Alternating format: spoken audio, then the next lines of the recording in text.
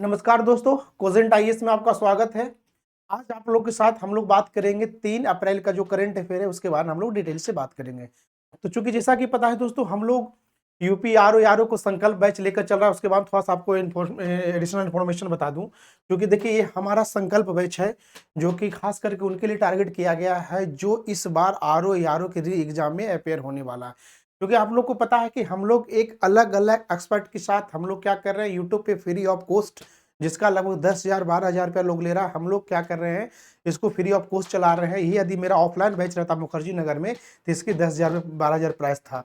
But हम लोग अभी जब तक आप लोग को एग्जाम ना हो, हम लोग तब तक क्या करेंगे, इसको फ्री ऑफ कॉस्ट आप लोग के साथ पूरा, जब तक आपका एग्जाम ना हो जाए तब तक आप लोग के साथ हम लोग जुड़े रहेंगे। ठीक है, तो चलिए थोड़ा सा हम लोग देख लेते हैं। देखिए थोड़ा सा अपना संस्था के बारे में कुछ एडिशनल इन्फॉर्मेशन है, तो उसको आप लोग को देखना और जानना है। यदि दोस्तों यदि आप iOS यूजर हैं, ठीक है ना, यदि आप मतलब कोई किसी भी प्रकार का एप्पल प्रोडक्ट आप यूज करते हैं, तो वहाँ आप लोग क्या करें कि वहां से जाकर आप बात के मतलब हमारा iOS से जाके क्या करें, कोजेंट लर्निंग ऐप आप लोग डाउनलोड करते हैं। इसके अलावा यदि आप एंड्रॉयड यूजर हैं, ठीक है, एंड्रॉयड यूजर हैं, तो वहां पे जाके भी आप बात के कोजेंट लर्निंग ऐप आप डाउनलोड कर सकते हैं। इसके साथ साथ यदि बात और यदि आप विंडोज को यूज कर रहे हैं या किसी प्रकार का आप ये है, तो www.cozentis.in पे जाकर विभिन्न प्रकार के आप लोग जानकारी ले सकते हैं, चाहे हमारा टेस्ट सीरीज हो, चाहे क्वेश्चन पेपर हो, या किसी प्रकार का ये कंटेंट हो, इसके बारे में आपको विस्तार से आपको मिल जाएगा। ठीक है, तो चलिए हम लोग आज का जो इंपॉर्टेंट न्यूज है पहले उसका हेडिंग देख लेते हैं। सबसे पहले हम लोग देखेंगे एनर्जी सेक्टर में भारत किस प्रकार के काम कर रहा है, उसको इस न्यूज में कवर करने के बात करेंगे। जो एनर्जी का जो स्टैटिक्स है, क्या बोलते हैं, एनएसओ एसएसओ द्वारा जो डाटा जारी किया गया है, उसके बारे में, एनर्जी के बारे में हम लोग देखने और समझने का प्रयास करेंगे। उसके बाद हम लोग करेंगे कि पहला जो भारतीय भूषण महोत्सव जो ऑर्गेनाइज किया गया है उसके बारे में हम लोग देखने और समझने का प्रयास करेंगे। उसके साथ साथ हम लोग देखेंगे कि जो अंतरराष्ट्रीय जो रामायण महोत्सव जो स्टार्ट किया गया था उसको भी हम लोग जानने का प्रयास करेंगे। इसके बाद नेक्स्ट न्यूज देखेंगे टेक कीर्ति, जो कानपुर द्वारा एक इनिशिएटिव लिया गया है खास करके उद्यमशीलता को बढ़ाने के लिए, इसको भी बारे में हम लोग जानने का प्रयास करेंगे। उसके अगला न्यूज है जो स्पेस एक्स द्वारा क्या है, फ्रेम 2 को सफलता पूर्वक क्या किया गया, लॉन्च कर दिया गया। इससे हमारे जीवन में और हमारे संस्कृति के लिए, हमारी सभ्यता के लिए और मनुष्यों के लिए किस प्रकार उपयोगी साबित होगा, इसको भी बारे में हम लोग जानेंगे डिटेल से। उसके बाद आ जाते हैं हम लोग, उसके बाद दलाई लामा को शांति और स्थिरता के लिए क्या है, गोल्डन मरकरी क्या हो गया, इनको प्रदान किया गया। इनको भी हम लोग देखने और समझने का प्रयास करेंगे। उसके बाद मनीषा को एशियाई कुश्ती चैंपियनशिप में क्या क्या उनको स्वर्ण पदक मिला गया। इन सब न्यूजों को हम लोग एक एक करके बारी बारी से समझने और जानने का प्रयास करेंगे। ठीक है, तो चलिए हम लोग थोड़ा सा देखते हैं। ठीक है, तो उसके बाद देखिए सरली बोचवे को कहीं न कहीं कहाँ का राष्ट्रमंडल के महासचिव बनाने वाली पहली अफ्रीकी महिला है, जो कि कहीं न कहीं ये इंपॉर्टेंट क्वेश्चन बन जाता है। इनको भी थोड़ा सा हम लोग समझने और जानने का प्रयास करते हैं। तो चलिए हम लोग देखते हैं। तो पहला न्यूज है दोस्तों आप लोग के सामने ये है कि जो भारत में, ठीक है, भारत में नवीकरणीय ऊर्जा उत्पादन, ठीक है, उत्पादन की क्षमता किस राज्य में है। जो आपके कहने का मतलब जो रिन्यूएबल एनर्जी का जो प्रोडक्शन की बात किया जा रहा है, उत्पादन की बात किया जा रहा है, तो भारत के किस राज्य में है। तो इस क्वेश्चन को समझने से पहले थोड़ा सा हम लोग समझने का प्रयास करेंगे कि रिन्यूएबल एनर्जी होता क्या है। ठीक है ना, क्योंकि देखिए यहाँ तो क्वेश्चन दिया गया है, मगर ये हम लोग जानने का, समझने का प्रयास करेंगे कि एनर्जी, रिन्यूएबल एनर्जी होता क्या है। तो थोड़ा सा हम लोग समझते हैं। तो क्या होता है प्राकृतिक, क्या होता है प्राकृतिक, ठीक है, प्राकृतिक स्रोत से, ठीक है, प्राकृतिक स्रोत से जो होता है, प्राकृतिक स्रोत से जो भी एनर्जी क्या होता है प्राप्त होता है, या हम लोग जो भी मिलता है, जनरली उसे समान भाषा में हम लोग क्या कहते हैं, रिन्यूएबल एनर्जी बोल देते हैं। ठीक है, यहाँ क्या होगा, ऊर्जा एक इंपॉर्टेंट ENER जीवा एक अलग अपना एक अलग इंपॉर्टेंट पहचान रखता है ऊर्जा। और ऊर्जा का, ठीक है ना, ऊर्जा का थोड़ा सा हम लोग एक चीज देखने का प्रयास करते हैं, क्योंकि यहाँ से जो सबसे बड़ी रिन्यूएबल एनर्जी में दो चीज बात को ध्यान रखिएगा। यदि इसका खपत करते हैं, ठीक है ना, खपत यानी जो कंजप्शन करते हैं, तो उसका जितना कंजप्शन करते हैं उतना ही जल्दी क्या होता है, इसका प्रोडक्शन मिलता है किससे? नेचर से। किससे मिलता है? नेचर से। तो ये कुछ पॉइंट है जो कि आपको याद रखना है। तो नेचर से इतना जल्दी आपको मिलता है, इसीलिए इसको क्या बोलते हैं? रिन्यूएबल एनर्जी कहते हैं। यदि दोस्तों रिन्यूएबल एनर्जी का यदि हम लोग जनरली देखेंगे, रिन्यूएबल एनर्जी का सोर्स की बात करेंगे, आखिर पूछा जाएगा रिन्यूएबल एनर्जी का सोर्स, जब मेंस में लिखेंगे या किसी प्रकार का आंसर राइटिंग करेंगे तो वहां से क्वेश्चन पूछ लिया जाता है कि रिन्यूएबल एनर्जी का सोर्स क्या क्या हो सकता है। तो थोड़ा सा हम लोग देखने का प्रयास करते हैं, ठीक है। तो रिन्यूएबल एनर्जी का सोर्स के रूप में हम लोग क्या कर सकते हैं? तो सोलर एनर्जी, सौर ऊर्जा बोल सकते हैं। उसके साथ हम लोग विंड एनर्जी देख सकते हैं। ये जो टाइप ऑफ क्या है? ये टाइप ऑफ क्या है? रिन्यूएबल एनर्जी का टाइप है, ठीक है। विंड एनर्जी हो गया। उसके बाद क्या होगा? थर्मल एनर्जी हो जाएगा। थर्मल एनर्जी हो जाएगा। इसके साथ साथ आप देखेंगे क्या हो जाएगा? जियो थर्मल एनर्जी हो जाएगा, ठीक है। ये सब चीजें जो कहीं न कहीं आपको रिन्यूएबल एनर्जी का एक प्रकार हो जाता है, जो कहीं न कहीं प्राकृतिक से रूप से कहीं न कहीं हम लोग को देखने को मिलता है। तो ये इंपॉर्टेंट आप लोग के सामने एक न्यूज बन जाता है, तो आप लोग को हम बताएंगे। अब यहां से थोड़ा सा आपको कुछ समझाने का प्रयास करता हूं मैं कि देखिए, अभी हाल में ही जो बात की, भारत सरकार द्वारा डाटा जारी किया गया था, भारत सरकार के द्वारा जो डाटा जारी किया गया था उसको हम लोग थोड़ा समझने और जानने का प्रयास करते हैं। तो देखिए क्या हो गया था ना, एनएसओ द्वारा, किसके द्वारा? एनएसओ द्वारा एक डाटा जारी किया गया था, ठीक है। अब डाटा क्या जारी किया था दोस्तों? इसमें डाटा नहीं बताया गया था कि जो खास करके इंडिया जो स्टेट है उसमें किस स्टेट में कितना क्या है कि रिन्यूएबल एनर्जी प्रोडक्शन करने की बात की जा रही थी, कितना कौन सा स्टेट कितना प्रोडक्शन कर सकता है, इसके बारे में जान किया गया। ये डाटा था दोस्तों, ये डाटा एक बार देख लेता हूं। डाटा था 2000, ठीक है, 2023 से क्या था? 24 था, ठीक है। इसमें बताया गया था कि इंडिया में तो रिन्यूएबल एनर्जी उत्पादन करने का बहुत सारा सोर्स है, ठीक है, विभिन्न प्रकार के स्टेट में, ठीक है। खास करके जो कोस्टल लाइन एरिया है वहां कहीं कहीं रिन्यूएबल एनर्जी बढ़ने का संभावना प्रबल होता है। तो इसको देखते हुए 2000 कितना हो गया? 2000 बाद के 23-24 का डाटा बताया गया था, जिसमें लगभग 7.8% लोग क्या क्या है? रिन्यूएबल एनर्जी के कहीं न कहीं क्या हुआ है? बढ़ा है। तो ये भी एक बात आपको देखने को मिले है। खास करके जो डाटा जारी किया गया इसको लेकर क्या किया गया था? 2025 तक लिया गया था, ठीक है, ध्यान रखिएगा, 25 तक ये ले गया था। ये डाटा 25 तक ले जाने का मतलब ये था दोस्तों कि कहीं न कहीं जो खासकर रिन्यूएबल एनर्जी में जो हम लोग संभावनाएं बन रही थी, जो खासकर किसके? ऊर्जा के क्षेत्र में, ठीक है, किसका उत्पादन किस प्रकार किया जा सकता है, इसका उत्पादन किस प्रकार किया जा सकता है, ठीक है, ऊर्जा का उत्पादन किस किया जाता है, प्लस का जो उत्पादन हुआ है उसका बात के मतलब एक्सपोर्ट इंपोर्ट क्या करेंगे? एक्सपोर्ट इंपोर्ट किस प्रकार किया जाता है, इसके बारे में कहीं न कहीं ये सब चीजें किया गया था, ठीक है ना। तो ये सब चीजें हैं। प्लस यदि विंड एनर्जी की बात करेंगे दोस्तों, तो विंड एनर्जी कहीं न कहीं एक अलग इंपॉर्टेंट रोल प्ले कर रहा है, 55% के साथ, बात के मतलब कहीं न कहीं आगे बढ़ रहा है, ठीक है। तो ये सब PT plus mains point of view से आपको इंपॉर्टेंट बन जाता है। तो चलिए हम लोग थोड़ा सा आगे देखते हैं। अगला न्यूज है देवरीगढ़ जो है, देवरीगढ़ बात के मतलब वन जीव अभ्यारण्य किस राज्य में स्थित है, ठीक है ना। अब देवरीगढ़ वन कौन कौन सा हो गया? पहला हो गया उड़ीसा, मध्य प्रदेश, कर्नाटक और तमिलनाडु, ठीक है ना। अब देवरीगढ़ जो बाल सेंचुरी जो कहां लोकेटेड है, तो ये आपका हो जाता है उड़ीसा में। कहां है? उड़ीसा में। उड़ीसा सरकार द्वारा प्लस पर्यावरण, ठीक है, पर्यावरण मंत्रालय द्वारा एक खास करके भारतीय, ठीक है, थोड़ा सा याद रखेंगे, भारतीय बाइसन को प्रोटेक्शन करने के लिए एक क्या समन्वित प्रयास किया जा रहा है।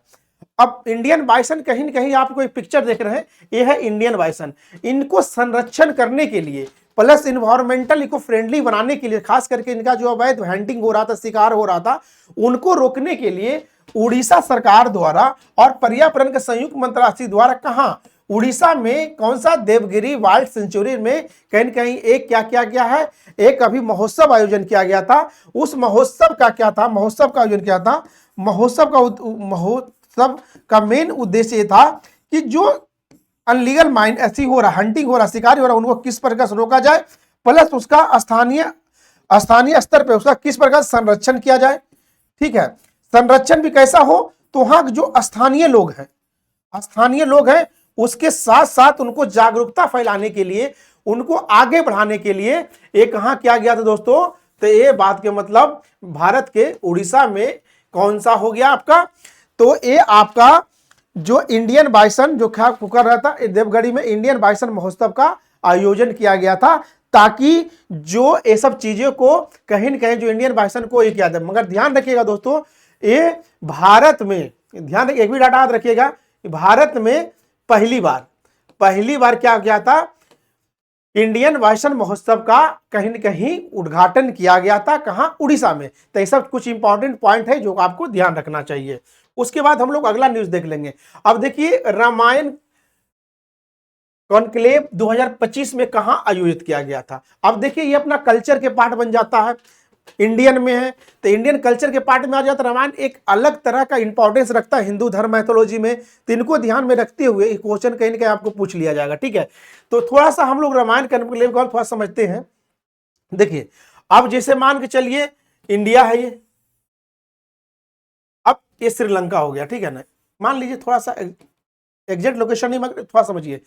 तो ये दो संस्कृतियों को मिलाने में कहीं न कहीं ये सब चीजों को आयोजन किया जा रहा है। कहां? रामायण। खास करके श्रीलंका के साथ भारत का एक अलग कनेक्शन है। वहां की जो अंतर्राष्ट्रीय संस्थाएं हैं, जो खास करके जो श्रीलंका में काम कर रही है, दो अंतर्राष्ट्रीय संस्था का नाम रखिएगा। अंतर्राष्ट्रीय संस्था रामायण और वैदिक अनुसंधान कहां? कोलंबो। कहां? कोलंबो द्वारा जो रिसर्च सेंटर है, इसके समन्वित प्रयास से कहीं न कहीं ये महोत्सव का आयोजन किया जा रहा है। तो इसका सही आंसर हो जाएगा कोलंबो। अयोध्या आप देख लीजिए, अयोध्या कहां हो गया आपका? यूपी में इतना भव्य श्री राम मंदिर का निर्माण किया गया। रामेश्वरम थोड़ा देख लीजिए, रामेश्वरम क्या गया? रामेश्वर सेतु थोड़ा सा याद रखिएगा, सेतु, इसको थोड़ा सा, ये भी कहीं ना कहीं इंपॉर्टेंट प्ले बन जाता है। तो ये क्वेश्चन था दोस्तों। उसके बाद आगे चलते हैं और आपको बता दें, इसका पीडीएफ आपको टेलीग्राम चैनल पे मिल जाएगा, तो वहां जाकर आप लोग क्या करेंगे, इसका पीडीएफ जरूर डाउनलोड कर लेंगे। ठीक है, उसके बाद क्या? टेक कीर्ति 2025 किस संस्थान द्वारा आयोजित किया गया है? तो इसका हो गया IIT खड़गपुर, IIT दिल्ली और IIT मद्रास एंड कानपुर। तो देखिए, ये किसके द्वारा किया गया, इसका आंसर बताता हूं। इसका किया गया था IIT कानपुर द्वारा। IIT कानपुर द्वारा इसलिए क्या जो खास करके जो एंटरप्रेन्योर हैं, उद्यमशीलता बढ़ाने के लिए कहीं ना कहीं इसको किया गया था। ठीक है, उसके बाद आप आगे आइए। उसके बाद गोल्डन मरकरी इंटरनेशनल अवार्ड किन्हें दिया गया है? किन्हें दिया गया नहीं, इसका स्थापना कब से हुआ? सॉरी पड़ गया इसको। तो इसमें क्या है? 1961, 62, 63, 64। चूंकि डाटाबेस था, इसका मैं ही आंसर बताता हूं। तो 1961 में दिया गया था। अभी देखिए, दाई लामा जी हैं। दाई लामा भारत और चीन के बीच हमेशा इनके लेकर, भारत प्लस चीन के बीच हमेशा इन दोनों के बीच में क्या होता है? तनाव बना रहता है। किस लिए? चाइना अलग क्लेम करता है कि कहीं न कहीं ये चाइना के अनकाउंटर करने का प्रयास करता है, चाइना के फेवर में बात करता है। क्योंकि कहीं न कहीं इनका जो है दाई लामा साहब जी का है, दाई लामा साहब का क्या था? ये इनके अहिंसा, ठीक है, प्लस संस्कृति को बढ़ाने में, कहीं के इंडियन कल्चर को आगे ले जाने में इनका एक अलग योगदान रहा है। ठीक है, इसलिए ये शांति, एक और पॉइंट लिखा, शांति अहिंसा के लेकर बात के मतलब इंडियन कल्चर को अच्छी तरह से प्रमोट करते हैं। ठीक है ना, तो इंपॉर्टेंट आपका बन जाता है। मेन मुद्दा क्या था कि 1961 में इसकी स्थापना की गई थी। ठीक है, उसके बाद देखिएंगे सीनियर एशियन कुश्ती चैंपियनशिप, ध्यान रखिए, वेरी वेरी इंपॉर्टेंट है। ठीक है, इसको ध्यान रखिएगा। 21वें संस्करण, भारत के एकमात्र स्वर्ण पदक किसने जीता? ठीक है, तो टोटल इसमें टोटल कितना हुआ? टोटल 10 पदक थे। कितने थे? 10 पदक। ध्यान रखिएगा, 10 पदक थे। तो 10 पदक में कंट्रीब्यूशन देख लीजिए क्या क्या था। एक गोल्ड था, ठीक है, 2 या 3, एक में देख लेता हूं। 3 था आपका रजत, सिल्वर, ठीक है, और उसके अंदर 7 बच गया ना, 6 बच गया, सॉरी 6 हो गया आपका। क्या हो गया आपका? 6 हो जाएगा आपका कांस्य, ठीक है ना, ब्रॉन्ज। तो ये आपका इतना पदक, बात के मतलब यहाँ किसमें सीनियर एशियाई कुश्ती चैंपियनशिप इतना मिला, तो इसमें किनको मिला? ठीक है ना, रितिका हुड्डा, ठीक है, मनीषा वनवाल, अंतिम पंघाल और मुस्कान को। तो इसका सही आंसर क्या हो जाए? मनीषा मुस्कान जी को कहीं न कहीं इनको क्या मिला है? 21वें संस्करण में एकमात्र गोल्ड जीतने वाली महिलाएं भारत के लिए बन गई। तो इनको भी थोड़ा सा आप लोग ध्यान रखिएगा, ठीक है। उसके बाद सरली बोचवे, जिन्हें राष्ट्रमंडल राष्ट्रों के नए सचिव के रूप में पदभार ग्रहण किया, 21 देश से संबंधित है। देखिए, सबसे पहली बात तो एक अफ्रीकन, ठीक है ना, जब अफ्रीकन कंट्री का खास करके कोई महिलाओं को जब आगे, वुमेन को आगे लिया जाता है तो एक न्यूज का विषय बन जाता है। क्यों? क्योंकि कहीं ना कहीं महिलाएं जो वल्नरेबल ग्रुप है, एजी टारगेट हो जाती थी, और खास करके अफ्रीकन को लेकर थोड़ा सा एक अलग नजरिया बन जाती है। तो जनरली पूछा किस देश से है, तो इनका कौन सा है? इनका आंसर हो जाएगा घाना। ये जनरली घाना से बिलोंग करती हैं, ठीक है। उसके बाद एक बहुत इंपॉर्टेंट न्यूज बन जाता है ये, इसको थोड़ा सा आराम से हम लोग करेंगे। हाल में ही फ्रेम 2 मिशन, ठीक है, किसके द्वारा लॉन्च किया गया है? तो पहला हो गया इसरो, स्पेसएक्स, त्यागोंग एंड रोसकोसमोस, ठीक है, रोसकोसमोस। ये जो आपको रिसर्च लॉन्च सेंटर है, तो आपको इसका आंसर बताना है किसके द्वारा लॉन्च किया गया। तो सबसे पहले हम लोग समझ लेंगे फ्रेम 2, ठीक है ना। अब फ्रेम 2 है दोस्तों, इस किसके द्वारा? नासा द्वारा। किसके द्वारा? नासा द्वारा क्या किया गया? इसके द्वारा लॉन्च किया गया था। कनेडियन संस्थान जो नासा के स्पेस सेंटर, उसके द्वारा क्या किया गया था? इसको जनरली लॉन्च किया गया था, ठीक है ना। जो कनेडियन संस्थान द्वारा इनको लॉन्च किया गया। ध्यान रखने वाली बात है दोस्तों कि मानव, हेलो हेलो, आवाज आ रहा है? एक बार चेक करो, ठीक है। ये पहला मानव क्या इसमें इस मिशन में पहला क्या हो जाएगा? पहला मानव अंतरिक्ष यान होगा। क्या? पहला मानव अंतरिक्ष यान होगा। ये ध्यान रखिए, ये इंपॉर्टेंट बन जाता है। क्लियर है? ये पहला मानव अंतरिक्ष यान होगा कौन का? फ्रेम के द्वारा। उसके बाद इसमें एक इंपॉर्टेंट और बन जाता है दोस्तों, इसमें ये हो जाता है कि ध्रुवीय कक्षा से जाए। किसमें? ध्रुवीय कक्षा, ध्यान रखिएगा, ध्रुवीय कक्षा के से संबंधित रहेगा, ठीक है। ओके, यहां तक है। ये टोटल क्या है? 90 डिग्री, ठीक है।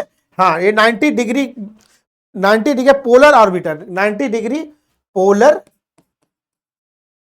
ऑर्बिटर के थ्रू बात के मतलब कहीं ना कहीं ये कितने दिनों तक? 3 से 5 दिनों तक रहेगा। कितना?